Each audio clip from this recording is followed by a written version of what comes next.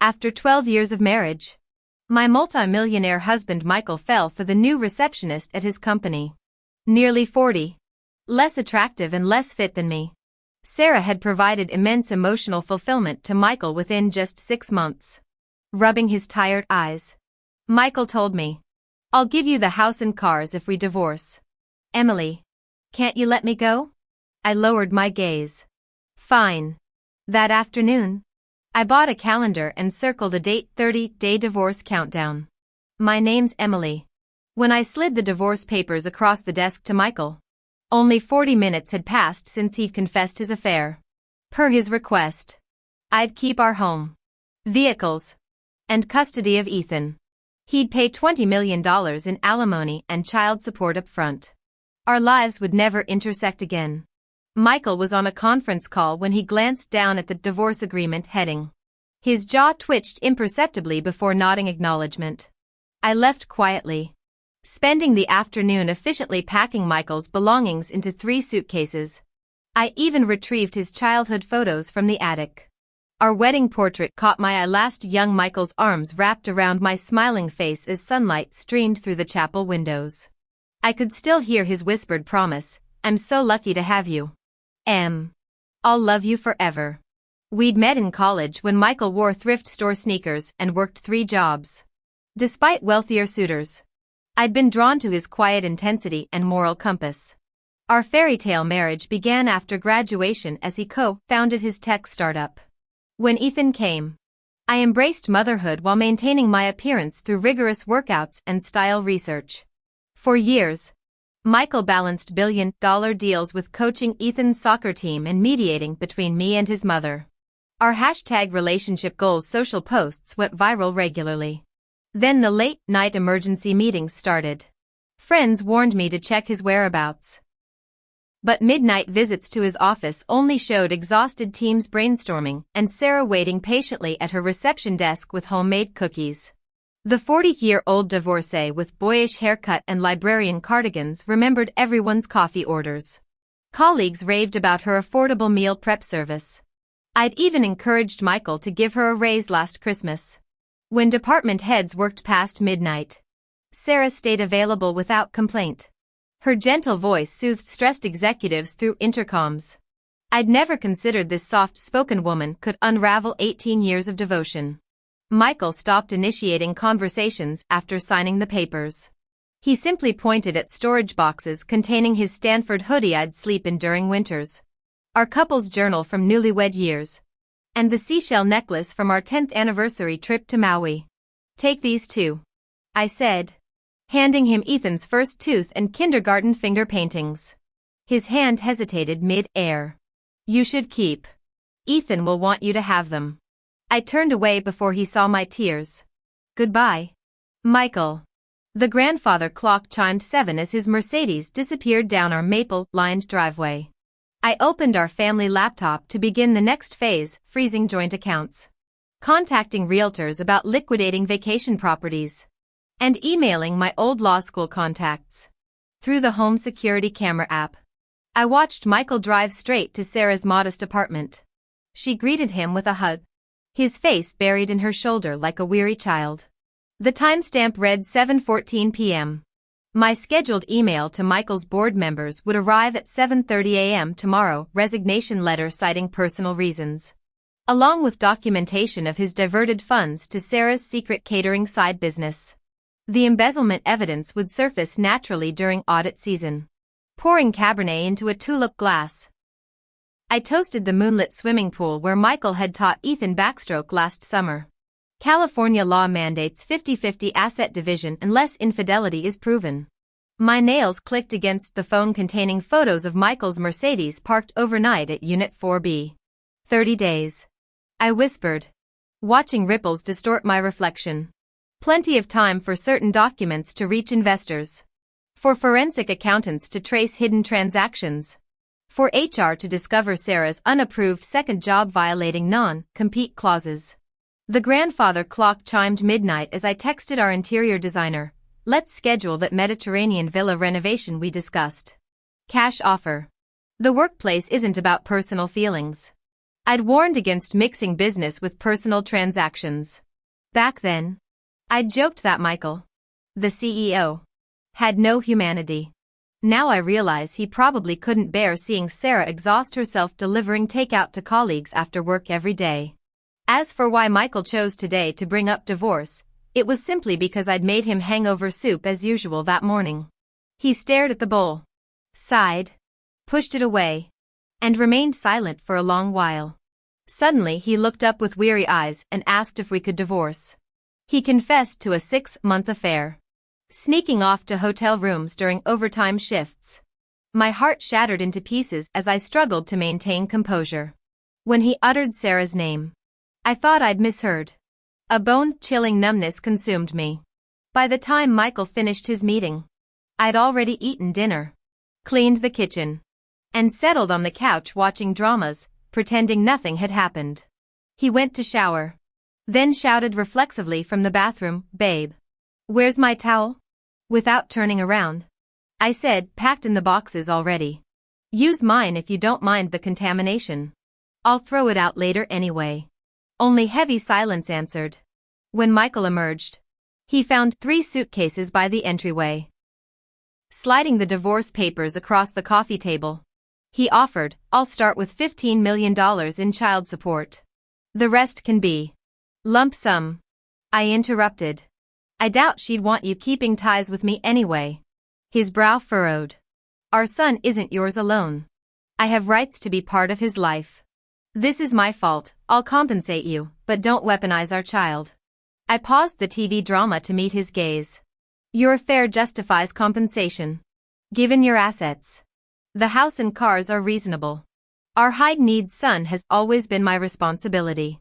Tell me, how much energy will you have for parenting while playing newlywed?" When he stayed silent, I continued, "Parenting requires presence, not just checks." Michael finally scoffed, "Emily, I never knew you were this money-obsessed. What should I be? In love with you?" He signed the papers without another word, scheduling our courthouse appointment for tomorrow. After calling his driver, I finished my show and went to bed. By morning, he was gone. Our son Ethan bounded out of his room hugging me, chattering about his wonderful dream. Testing the waters, I mentioned Daddy's extended business trip. Instead of his usual "When's Daddy coming home?" he simply nodded, "It's okay. I have you, Mommy." I rushed to the bathroom to hide my tears, not just from heartbreak, but guilt for depriving him of an intact family. Yet this fracture wasn't my making. After dropping Ethan at school, Michael and I filed divorce papers. 30-day waiting period. 30 days until freedom. Marking the calendar in my car, I hesitated, should I tell my parents today? The red circle bled through the page. I grew up in this city, with all my relatives and friends nearby. My parents are retired teachers, and I'm their only daughter. They've always been open-minded, though Dad's health hasn't been great these past 2 years. We'd planned to wait longer before telling them anything. Michael called within days. We rarely spoke on the phone, he'd always preferred texting since I responded immediately. I'd already deleted his contact last night. His voice sounded normal when I answered. "Emily, your mom just called. She made dinner for us tonight. Considering your father's condition, maybe we should wait until he's stronger to tell them about the divorce." "What time should we go over?" he continued. "Next Sunday's your dad's birthday anyway. I'll still go with you." His presumption solidified my resolve. "That won't be necessary. You don't have to be stubborn about this. Their health comes first." My voice tightened. "If you truly cared, you wouldn't have cheated. Dad's physically frail but sharp-minded. He'd never want me trapped in a broken marriage." "Michael." "Yeah?" "Follow the custody agreement. 1 weekly visit with Ethan. Don't call me again." He dropped the conciliatory tone. "Emily, let me remind you, Ethan is my son too. My family, who you abandoned." I interrupted before hanging up. Driving to the mall, I replaced every Brown family preferred item: bedding, sofa, all of it. After redecorating, I went to Mom's. "Where's Michael?" she asked.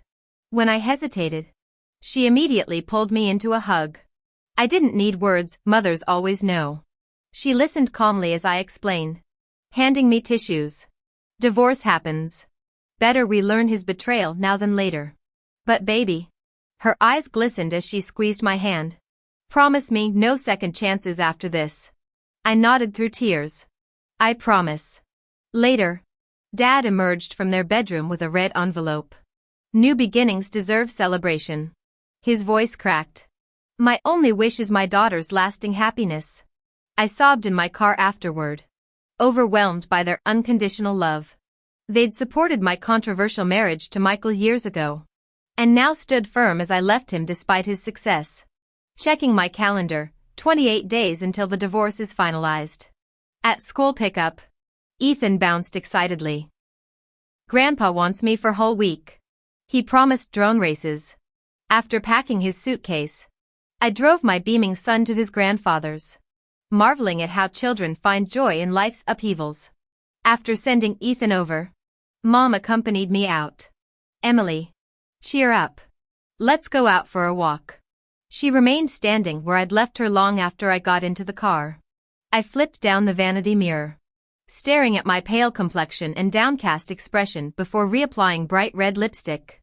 I spent the next week traveling, hastily absorbing new sights and strangers' stories. Returning refreshed, I checked the calendar, 21-day countdown to the divorce. My dad's birthday banquet at a nearby hotel brought 5 tables of relatives. Many inquired about Michael, though thankfully Ethan had extracurriculars. My parents deflected questions until Michael himself arrived during the pre-dinner speech. Dressed in a tailored suit, Michael carried gift bags and a red envelope.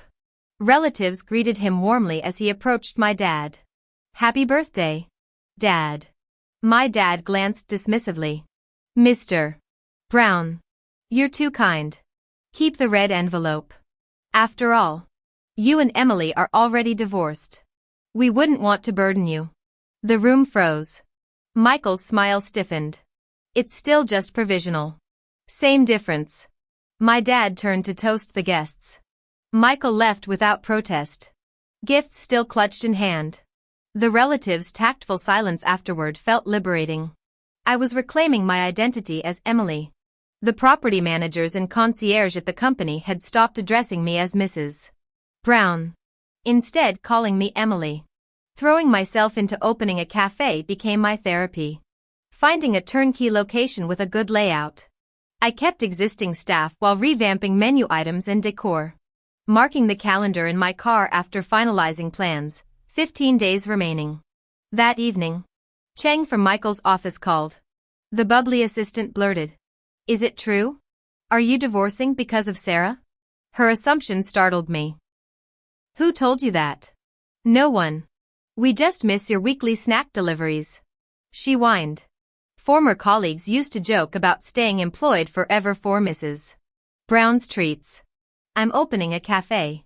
Come anytime, snacks on me. Really? Where? Cheng's excitement crackled through the phone. I promised details later. Staring at the dashboard clock glowing 9:17 p.m. The digital numbers pulsed like a heartbeat monitor, each passing second measuring my growing detachment. She said okay, then continued venting. You wouldn't believe this, Sarah. After you left, she got promoted from receptionist to office manager overnight. Completely changed how she treats everyone. Used to smile at everyone. Now she's constantly nitpicking. That smug look never leaves her face. Even bought similar dresses and heels to yours. Everyone sees through it. What was Mr. Brown thinking? My coworker complained about wanting to quit if not for her mortgage. Arriving home, I noticed Michael's shoes by the entrance. He was playing video games with Ethan. Mom, come help me beat Dad. My son shouted excitedly. In the past, Michael would have scooped him up laughing, chasing me around the house filled with joy. Now he just coughed and ruffled Ethan's hair. Mom's tired from work. Next time, buddy. After putting Ethan to bed, Michael lingered. The company needs me tonight. I'll come back tomorrow. I didn't open the door, simply acknowledging through the wood. His Mercedes hadn't left the driveway when my phone chimed. $50,000 deposited into Ethan's account with a note, "Treat him to something nice tomorrow." Opening my laptop to review cafe expansion plans. A notification interrupted. A stranger's message, a single smiley emoji. The account showed no profile picture or posts. Just floral wallpaper. Our chat history revealed silent lurking for 2 years. Before I could react, another message popped up, "Feeling proud of yourself?" Ice shot through my veins. This had to be Sarah. But Michael claimed they'd only met 6 months ago. The timestamps proved otherwise. She'd been watching our family photos. Vacation updates. Anniversary celebrations for 24 months. My fingers trembled typing a question mark. Her response came instantly, "However you try to keep him, I can make him come running." The truth crystallized. Their affair predated Michael's confession by 18 months. Those business trips. His sudden interest in gym memberships. The mysterious lipstick shade I'd never worn. All pieces slotting into place. Across the hall, Ethan's nightlight glowed as I stared at Sarah's last message burning on my screen. Sarah sent a photo. When I opened it, I saw Michael shirtless in a hotel bed with a woman's hand resting on his chest. The red timestamp in the corner read February 16th, 2023. My chest tightened with nausea as I stared at the image, vomiting violently into the trash can. February 16th, 2023. The day my father underwent his first surgery after falling ill. Michael had been swamped throughout February, constantly traveling for work. He'd canceled multiple meetings to video chat with me, soothing my anxiety through sleepless nights. He'd rushed back early that morning to wait with me outside the operating room, all while finding time to sleep with Sarah. How could he face me afterward? When I didn't respond, Sarah grew bolder. She sent more time-stamped photos, our anniversary, Ethan's birthday. Each proved Michael had been with her first before returning to us. The revulsion spread through me, swallowing my pain. I'd thought Michael had grown bored of our stable family life these past 6 months. Or perhaps found some midlife crisis romance. But the rot started much earlier. Splashing water on my face, I returned to my computer and methodically saved every piece of evidence. Sarah dared send these because the $20 million divorce settlement hadn't fully cleared. Michael had transferred $8 million so far, pleading delays for the remaining $12 million. The house and cars already in my name carried no mortgages. The clean separation agreement required only his cooperation. Exposing this now would destabilize Michael's company and risk my financial security. Ethan would lose his father completely. Michael probably expected hysterics when confessing his affair. But I've always valued dignity over public scenes. My calm compliance clearly surprised Sarah. Yet her impatience puzzled me. She'd hidden so skillfully for years, even playing the model employee since joining the firm 6 months ago. Why sabotage herself weeks before our divorce finalized? Just because Michael came home to celebrate Ethan's birthday? Checking the time, I called Xiao Chang. She was having dinner with colleagues, already exchanging gossip about Michael and Sarah. New information emerged during their research. Michael had gotten drunk at a business dinner 2 weeks ago, and ended up being driven home by the attractive female CEO from our partner company. She'd privately reached out to Michael several times since, with me skipping my usual afternoon snack deliveries to the office this week. Everyone assumed we were fighting. The office grapevine declared him single again soon, prompting ambitious junior associates to flock around him like moths to a flame. Sarah couldn't stomach this development. "Emily." Her text blinked urgently. "You deserve to know the truth. Michael's gorgeous but he's trash. You'll find someone better." "Wait. Screw men, you'll conquer the coffee shop scene first. Then maybe consider dating." Her forced pep talk actually lifted my spirits. Midnight found me staring at the calendar notification. 14 days until the divorce was finalized. Sarah's panic made sense now. She'd been positioning herself as Michael's next wife. But new competitors were circling. Fresh faces with better connections. Her cooked duck was threatening to fly away. Tonight's photo barrage of Michael leaving her apartment was calculated theater. She wanted me to confront him. To play the hysterical ex. But I chose different ammunition. The restaurant where Michael first celebrated my birthday still smelled of chile oil and nostalgia. His Mercedes looked alien parked beside the dumpling stalls. We sat where sunlight pooled through maple leaves. The same spot where broke college Michael had scrubbed chopsticks for me with bottled water. Tastes different. He frowned at the twice-cooked pork. The owner confirmed his father still manned the wok. My laughter startled us both. You've changed. I still taste our first date here. His knuckles whitened around chopsticks. Emily. People move on. I interrupted. I should learn from you. The unspoken question hung between us like Shanghai humidity. Would he admit being with Sarah during my father's surgery? The checkered tablecloth blurred as I traced a water ring. Remembering how he'd pawned his watch for my birthday necklace. The man across me now wore Patek Philippe. But couldn't meet my eyes. When Michael couldn't bring himself to speak, he sighed deeply before asking if something was troubling me. I came straight out with it. I needed the 12 million ASAP. Emily, he said, his voice softening. Even if this meeting was just about money, I'm still glad you reached out. All these years, I moved forward while you stayed anchored to the past. The funds will be wired immediately. Don't hesitate to contact me for anything else. After Michael left, I settled the bill at the cafe counter, sending a digital payment to the owner. I thanked him for the assist. His casual remark about multiple chefs now working the kitchen, including the one who'd prepared Michael's nostalgic pepper pork stir-fry, had been perfectly timed. Let the man savor his delusion of superiority. Thinking he'd outgrown our shared history while I clung to it. Vulnerability greases negotiation wheels. My next stop was a discreet private investigator's office. The dossier on Sarah Wilson arrived faster than expected, 41. Married with a 12-year-old. Husband working factory shifts 2 towns over. The kicker? Her brother knew all about Michael. Divorced my ass.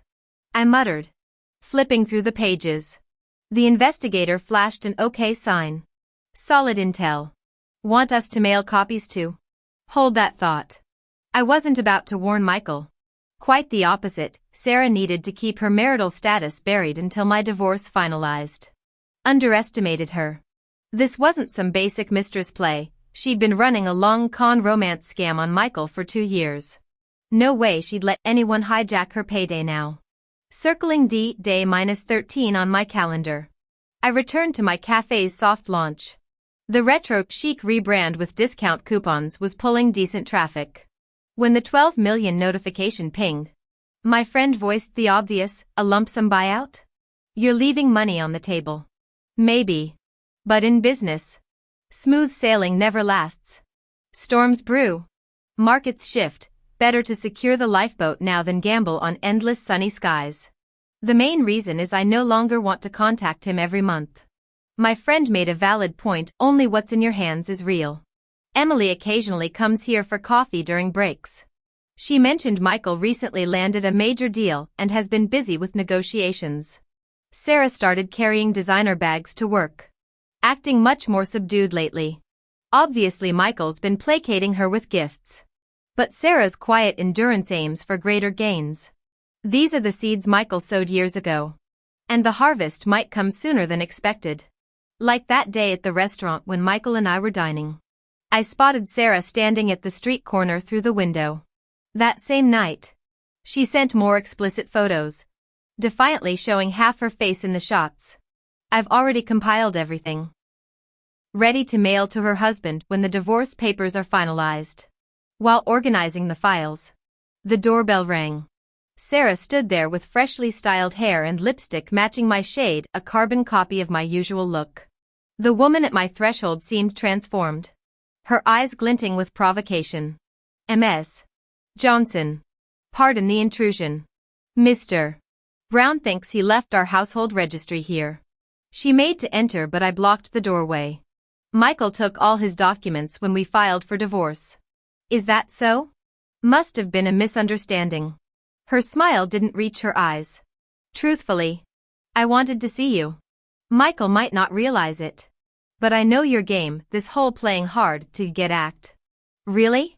So 2 years of stalking my social media makes you an expert? I countered. She chuckled, brushing past me to survey the living room. Emily, the ice queen who doesn't care? Changed your decor right after Michael moved out. Afraid the memories might hurt? Her taunt hung in the air as Ethan's sleepy voice called from his room, asking if Daddy had come home. Sarah's laughter bubbled like poisoned champagne. Sweetheart, it's Aunt Wilson. Daddy's in meetings. Might not come tomorrow either. My fists clenched as I hurried to comfort my son, promising Disneyland tomorrow if he went back to sleep. Returning to the living room, I found Sarah lounging with a glass of Merlot. We both knew why she'd come. Michael's father's birthday approached. For years, we'd attended together as family. Michael had called earlier, asking me to join this final celebration in their rural hometown. But Sarah couldn't risk me rekindling old connections in that place steeped with memories. Perfect timing. With the $20 million settlement secured, I'd needed an excuse to refuse Michael. Calmly approaching the couch, I stared down at this woman who'd infiltrated my life. My palm connected with her cheek in a sharp crack. She touched her reddening face, grinning triumphantly. Not so unshakable after all? How's it feel getting dethroned, princess? I snatched the wineglass from her hand. I grabbed Sarah's hair with one hand, dragging her towards the door while covering her mouth with the other. When she struggled, I threw her out. Sarah, you've achieved your goal. Feel free to go cry to Michael like this. If this isn't enough, I can slap you twice for symmetry. Sarah pointed at me screaming harpy, her voice raw, as she rolled up sleeves to charge. I pulled out my phone to record.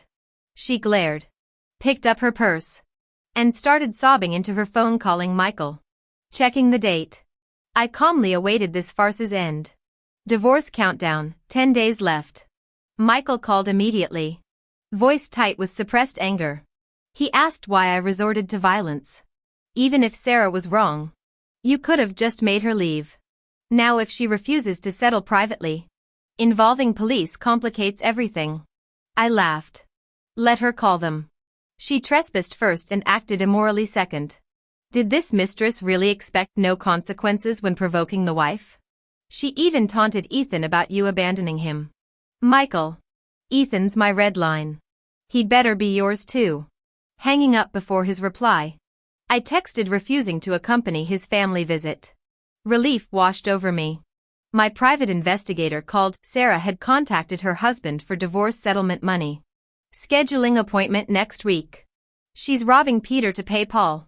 The PI sighed. That woman's contradictory. Patient enough to orbit Michael for 2 years, yet reckless enough to blow her shot now. He continued analyzing. Maybe her underground affair felt thrilling before, but with Michael surrounded by superior options during this critical transition, she's terrified of being replaced. Hence the grandstanding. I sipped coffee. Perhaps Sarah's burner account went silent since Xiao Cheng visited my cafe, reporting Sarah attended Michael's father's birthday as his secretary, then became subdued. Looks like Michael finally promised her something, she said, asking my thoughts. Good. Xiao Cheng gaped. Emily. Really? A mistress winning? I nodded. The jerk found his karmic match. Perfect. My renovated cafe officially opened today. I posted celebratory social media updates and circled the calendar. Divorce countdown, 5 days. For 3 grand opening nights. I worked until midnight. I barely glanced at my phone earlier. While organizing messages, I noticed Michael's earlier holiday text. After deleting it, I scheduled our divorce appointment. Hours later, he replied, frowny face, want to talk things through? Let's discuss after the papers are signed. After a long pause, Michael responded with a single, okay. I followed up, 10 a.m. Fine. The nightscape outside remained unchanged. Yet our home's decor had transformed completely, equal parts anticipation and rebirth. I packed all the photos Sarah gave me into an envelope. 2 days until divorce deed day. At the courthouse, I waited 30 minutes before Michael arrived, breathless. Hollow pleasantnesses. Paperwork processing. Certificate collection. Watching Michael's fleeting vulnerability before his quick recovery when suggesting lunch. I have plans, I said without meeting his eyes. Leaving immediately. I mailed Sarah's entire photo collection to her husband. A month later, Xiao Cheng visited, mentioning how Michael had posted our divorce papers on social media within days with some "this feels surreal" caption. 2 months after that, she arrived with junk food, explaining she'd stockpiled snacks for her planned resignation-induced emotional eating spree. No need now, she chirped, pushing cookies toward me. Pouring coffee. I asked about her sudden cheer. She collapsed into giggles. Emily, you should have seen it. Last week Sarah low-key announced she'd marry Michael.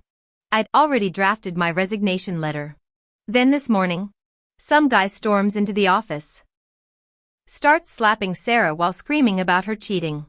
He kept shouting, "Where's Michael? Homewrecker." When colleagues intervened, he threw down these disgustingly explicit photos. People pretended to mediate while secretly gawking. Michael hid in his office until security claimed the photos were photoshopped and threw the guy out. Saw some suits trailing him afterward, probably damage control. This incident likely killed any marriage plans between Michael and Sarah. He despises deception. And the cheating scandal spread despite his containment efforts. Competitors weaponized the story, tanking his reputation. All product endorsements featuring him got pulled. To contain fallout, he paid off Sarah's husband to publicly apologize for fabricating evidence. Sarah resigned. According to Xiao Cheng, Sarah's now divorced with her ex, getting a hefty settlement. Michael occasionally visits our kids these days. Exhaustion etched on his face. Sometimes he wanted to stay for dinner, but I always refused. He lingered at the doorway hesitantly. Emily, is there any chance we could start over? I looked at him and slammed the door. My friend kept calling to set me up on blind dates. After several polite rejections, I maintained that focusing on my bakery business felt more reliable. Come on, Emily. You can't give up on love completely, she protested. Not giving up, I corrected. Needing dough, just not chasing it either. She eventually brought a charming architect to my cafe. Though polite and well-mannered, our hectic schedules left little room for connection. My friend nearly tore her hair out. Emily, how can you ignore such a catch? Busy, I shrugged, calculating expansion costs. 6 months later, I liked his wedding announcement post. Soon after, his firm became regular customers. His bride adored our espresso. I was tallying profits when chaos erupted at Michael's company. Sarah had stormed into Michael's office during an investor meeting. After calmly discussing lunch plans, she suddenly drew a kitchen knife from her purse, demanding marriage vows while slashing furniture. Investors fled screaming as security intervened. Michael reportedly turned purple with rage before having her arrested. 2 days later, Sarah's troublemaker brother arrived with hired thugs demanding compensation. Rumor said Michael paid them off temporarily, but we all knew the shakedowns would continue. Half the staff resigned within weeks, fearing collateral damage.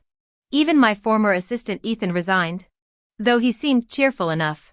New companies offering 30% pay raise to poach Michael's traumatized employees. He grinned before hesitating. Emily, you know what they say, men who betray their wives can't prosper. The comment stirred memories of newlywed Michael displaying that kitschy happy wife, prosperous life figurine in his office. It had shattered mysteriously years before our divorce. Now I could barely recall his face. Ethan lingered curiously. Don't you wonder how Michael and Sarah? I did, I admitted, wiping counters. But whether it was Sarah or someone else, he'd have found excuses. Cheaters always do. After closing time, I found Michael waiting outside the cafe. His reflection warped in the rain-streaked windows like our faded history. His wrinkled white shirt reeked of alcohol. He looked haggard, his voice hoarse as he asked, Emily, could you get me some water? I had someone bring him a glass. Soon after, the shop closed for the night. He followed me to my car. And after I got in, he mentioned missing our child. Could I ride with you to see him? He's staying at my mother's this week. I replied. You can visit per the custody agreement. Pale and coughing. He suddenly grabbed the car door. Emily, I was wrong. I'm disgusting. I failed you and Ethan. Please, let's start over. I'll transfer all assets to your name. I shook my head at Michael. He leaned closer, breathing heavily. I'll sign any post-nup, if I screw up again. I'll leave with nothing. That night, the drinking. The midlife crisis bullshit, when I said divorce. I never thought you'd agree. I kept waiting for you to yell at me. To fight, his voice broke. But I love why. Michael. I cut him off. Whether you're here to placate investors or actually regret something changes nothing. You're my past. Period. His knuckles whitened against the window frame. As he tried speaking again, I snapped. We're done here. He frantically showed me his phone. Emily. I know you won't forgive me. But Sarah, it was a drunken mistake. This secret Twitter account, I documented everything. Our marriage, the affair. The screen flashed with photos of my back taken without permission. Alongside love poems from better days. Scrolling revealed more recent posts about work stress and company anxieties. I drove off without looking back. At home. I left his unlocked phone on the counter. After showering, I found it still glowing. Without reading further, I quit the device and threw it away. Settling at my laptop, I mapped locations for new coffee shop branches. As for Michael, no more meetings. No memories. No wasted time.